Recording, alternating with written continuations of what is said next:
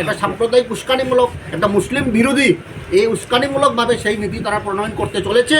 এবং সেখানে যে আগের যেটা ওয়াকফ যেটা আইন ছিল 1995, সেখানে সমস্ত সংস্থান রয়েছে কিভাবে ওয়াকফ সম্পত্তি পরিচালনা করা হবে, কিভাবে সেটাকে তারা ব্যবহার করবেন, কিন্তু সেসবকে নস্যাৎ জানিয়ে আজকে তারা প্রায় 40টির উপর সেখানে সংশোধনী এনেছে।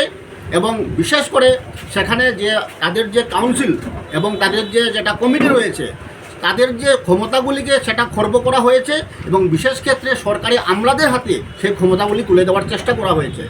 এবং তাদের সবচেয়ে গুরুত্বপূর্ণ কথা হলো এবং সেখানে অমুসলিমদের সেখানে নিয়োগ করার কথা বলা হয়েছে সেই বোর্ডের বা কাউন্সিলের মধ্যে। সেটা অত্যন্ত অসাংবিধানিক। যে ভারতবর্ষের আমাদের যেটা মৌলিক অধিকার রয়েছে যে ধর্মীয় স্বাধীনতা, সেই ধর্মীয় স্বাধীনতাকে আজকে এই ওয়াকফ সংশোধনী বিল পুরোপুরি সেটাকে নস্যাৎ করে দিয়েছে।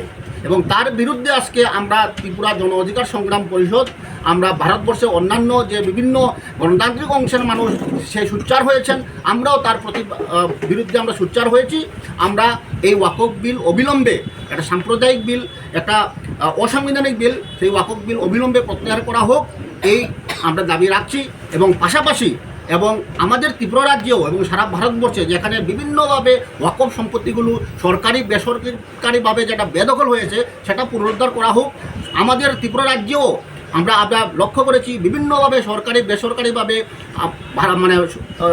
মুসলমানদের যেটা ওয়াকফ সম্পত্তি সেটাকে বেদখল করা হয়েছে। বিভিন্ন ক্ষেত্রে সেটা রাজনৈতিক প্রত্যক্ষ মদদে, সরকারি প্রত্যক্ষ মদদে সেখানে বেদখল করে তাদের ঈদগাহ এবং তাদের যেটা কবরস্থানগুলো বেদখল করা হয়েছে এবং সেখানে কালী মন্দির বা বিভিন্ন মন্দির স্থাপনা করে সেটা সাম্প্রদায়িক সুরসুরি দেখাতে হয়েছে। আমাদের বিশালগড়ে কিংবা আমাদের পশ্চিম ত্রিপুরাতে সেরকম ঘটনা হয়েছে। আমরা তার বিরুদ্ধেও আমরা ডেপুটেশন দিয়েছি।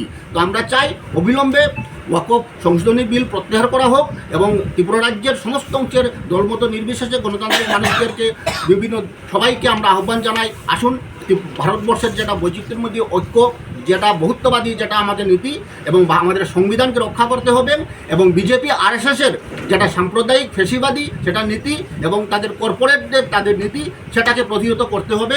এই